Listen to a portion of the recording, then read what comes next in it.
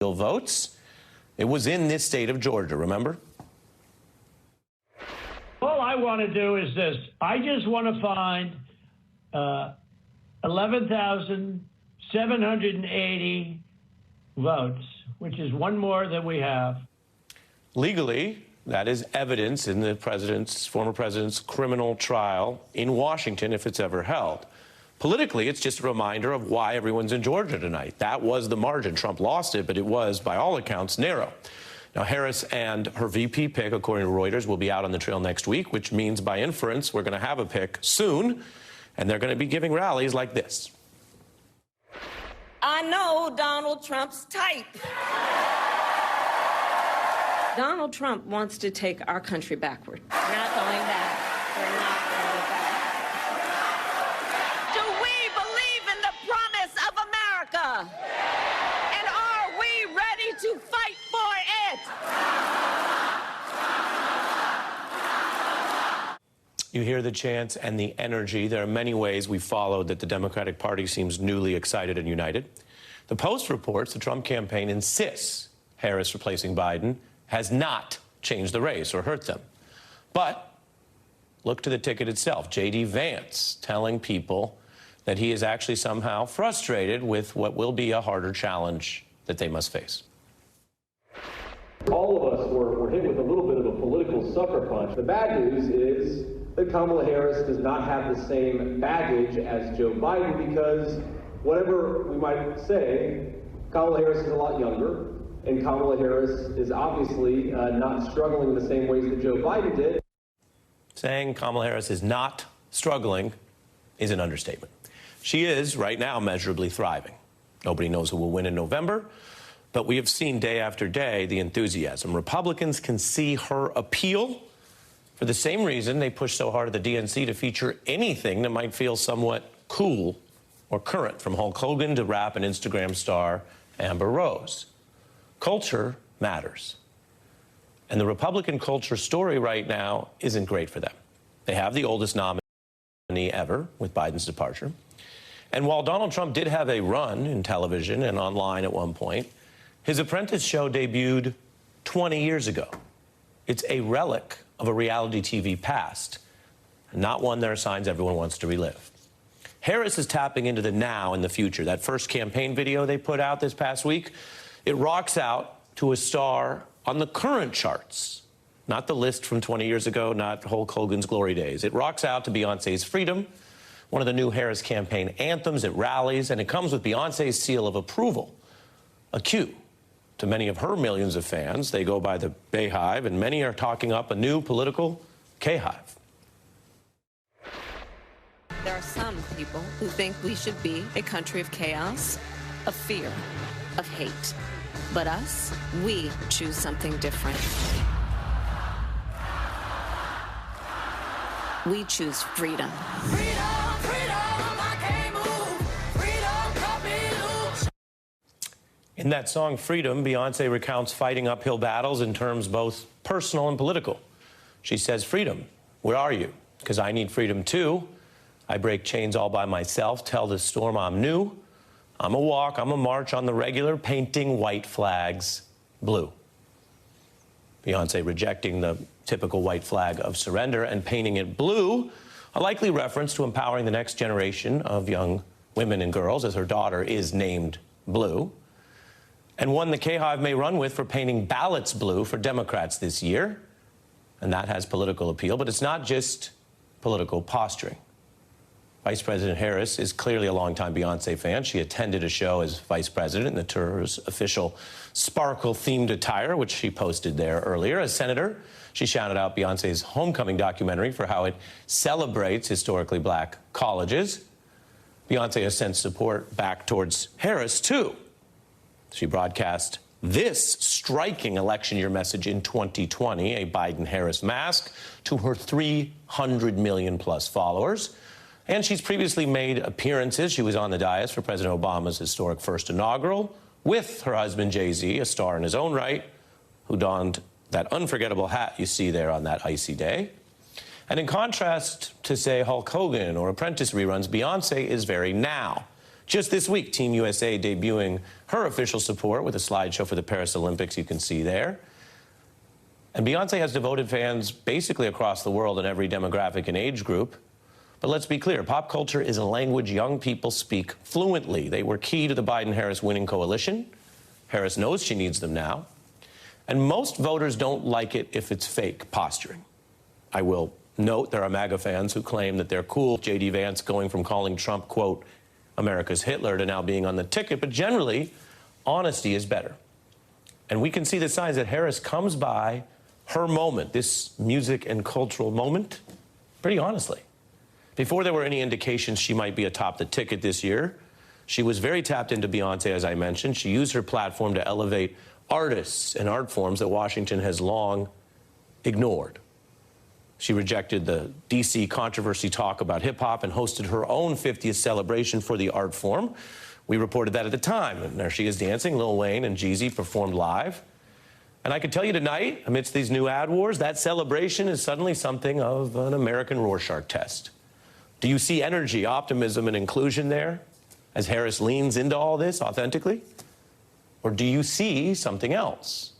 Because the new Trump campaign attack ad out today opens with footage from that same rap celebration, as the Post notes in its coverage. And you can hear the almost comically ominous opening. I'm about to play a little part of the Trump ad where they reference Harris's immigration work while misleadingly claiming she was some sort of border czar. But listen to the tone as we have this national debate and they tell their version of this story. This is America's border czar, and she's failed us. Under Harris, over 10 million illegally here. 250,000 Americans dead from fentanyl. They could pick any clip. They picked that one. They think they're on offense. But they might be wrong. They might be on defense, or they might be high on their own supply, projecting that everyone else will have a negative reaction to that video. And Beyonce, for her part, has worked with another young artist from her hometown of Houston, Megan Thee Stallion. And here was Megan actually speaking about what Beyonce means to her. Ever since I was little, I was like, you know what? One day, I'm gonna grow up and I'm gonna be like the rap Beyonce. I love the way she is. I love the way she carries herself. And my mama will always be like, Megan, what would Beyonce do? And I'm always like, you know what? What would Beyonce do? But let me make it a little ratchet. What would Beyonce do?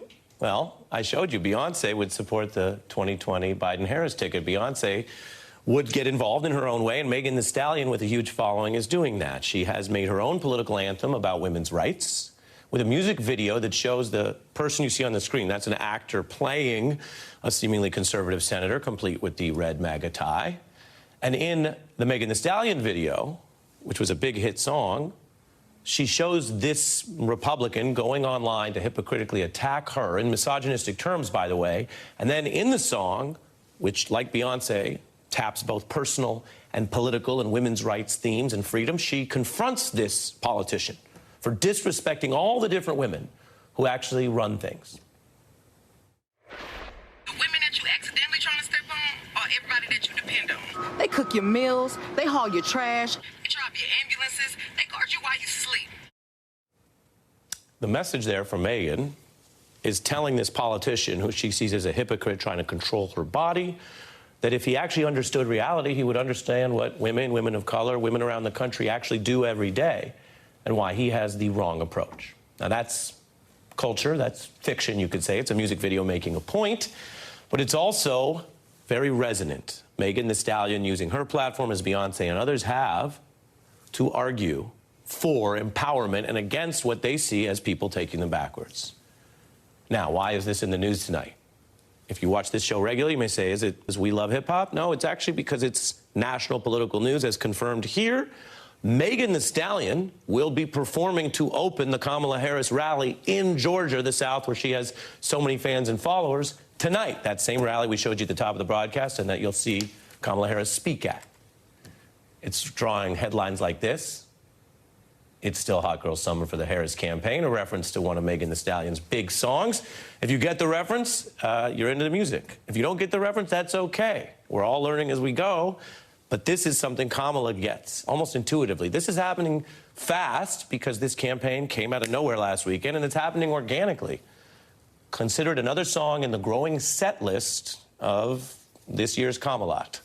Another pop star, Charlie XCX, has rushed to back Harris online, and you've probably seen those viral memes or talk about them. They reference some of her work to talk about Brat Summer. So, is it Brat Summer? Is it political summer? Is it a hot girl summer? Is it a hot American summer? These are questions that will be answered. Are we witnessing another shift, an Obama-esque embrace with new characters and new people, and a history that, if you look into it, shows a lot of what I mentioned earlier, an authentic interest, personal and political, in women's rights and young people's rights, but also in the way that this country might come together after so much division to not only thrive, but, and I know this is far-fetched, but to have a good time.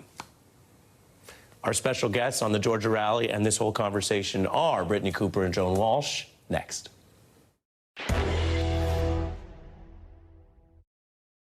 One way to avoid expensive car repair bills is to be a race car driver.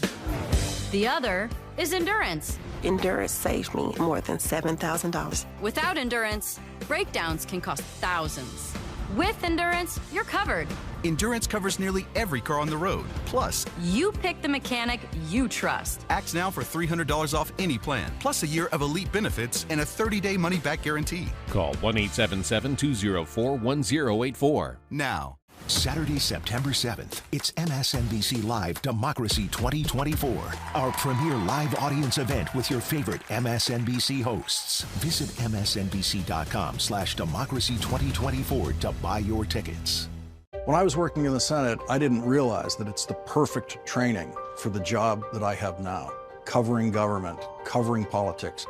The complexity of it all. You learn how to explain that and how to live through that when you work in this building. Mastering the detail is crucial to being able to present anything that happens in Senate buildings like this or any of the other news centers that we have to focus on every day.